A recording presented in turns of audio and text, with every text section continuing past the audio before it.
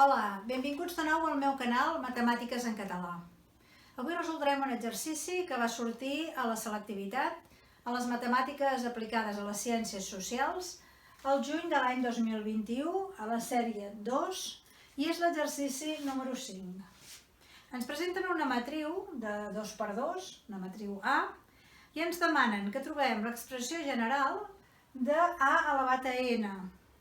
I en el mateix apartat també hem de demostrar que la inversa d'A elevat a n és aquesta matriu d'aquí. Després hi ha un apartat B en el que hi ha una equació matricial, farem després. Comencem per aquí. Si hem de trobar l'expressió general d'A elevat a n, comencem veient què passa quan anem elevant A a diferents potències. Si fem A elevat al quadrat, tindrem 1, 1, 0, 1 per ella mateixa. 1, 0, 1. I això ens donarà 1, 0, 0, per tant 1, això serà 1 més 1, 2, 0, i això dona 0 també, i 0 per 1 és 0, i 1 per 1, 1. Aquesta serà A quadrat. Anem a agafar A quadrat per fer A elevat a 3. 1, 2, 0, 1. Tornem a multiplicar per la matriu A. 1, 1, 0, 1. I ara fem 1 per 1 és 1 i 2 per 0, 0. Per tant, 1. 1 per 1 és 1 i 2 per 1, 2. 2 i 1, 3. 0, 0. 0, 1.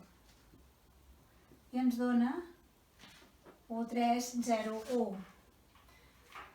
Veiem que les matrius que ens van donant, si féssim ara elevat a 4, elevat a 5, totes segueixen la mateixa pauta, és a dir, que tenen aquests tres elements de la matriu iguals i aquest element d'aquí dalt, el de la dreta a la dreta, ens dona el mateix valor que l'exponent al qual estem elevant A. D'aquí podem concloure, per tant, que A elevat a n serà 1, n, 0, 1. Aquesta serà, doncs, l'expressió general d'A elevat a n. Ara també ens demanen que comprovem que la inversa d'A elevat a n és aquella matriu d'allà. Ja sabem que una matriu multiplicada per la seva inversa ens dona la matriu identitat. Anem a fer-ho, doncs, a veure si és veritat que ens dona la matriu identitat. Agafem A elevat a n, que serà 1n, 0, 1, i la multipliquem per la que ens donen com a inversa. 1 menys n, 0, 1. Si multipliquem això, tindrem 1 per 1 és 1, n per 0 és 0, per tant ens queda 1. Ens quedarà 1 per menys n més n, 0, 0, 0, i 0 i 1 per 1, 1. Efectivament, aquesta és la matriu identitat, per tant, queda demostrat que aquesta matriu que ens havien donat aquí és la inversa de A elevat a n. Amb això hem fet l'apartat A. Anem ara a veure l'apartat B.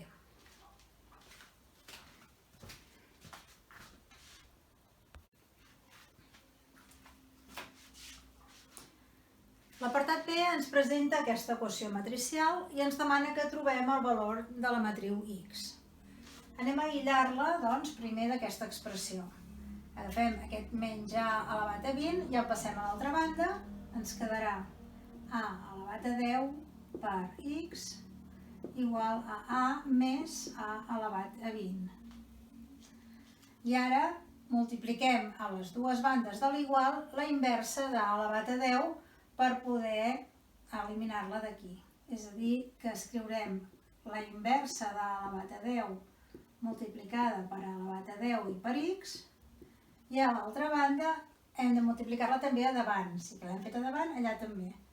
A elevat a 10 inversa per el resultat de sumar A més A elevat a 20. Sabem que una matriu per la seva inversa ens dona la matriu identitat i la matriu d'identitat per x serà x. És a dir, que aquesta matriu que estem buscant serà el resultat de fer aquesta operació. La inversa d'A elevat a 10 pel que doni la suma de A més A elevat a 20. Aprofitant la informació de l'apartat anterior, escrivim aquestes matrius. Hem vist que A elevat a 10 serà 1, 10, 0, 1, que A elevat a 20 serà 1, 20, 0, 1, i que la inversa d'A elevat a 10 serà 1 menys 10, 0, 1. Apliquem doncs això a la nostra expressió i tindrem que x és aquesta matriu multiplicada pel resultat de sumar la matriu A més A elevat a 20.